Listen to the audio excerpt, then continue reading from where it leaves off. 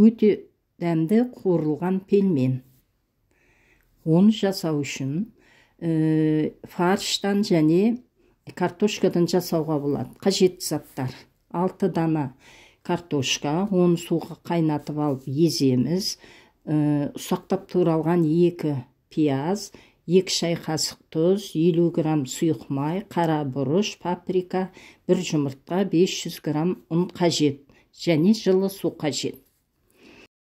Қыздырылған майға пиязды жақсылап араластырып қуырып аламыз. Оған қара бұрыш, паприка, тұз салып жақсылап араластырып қуырамыз.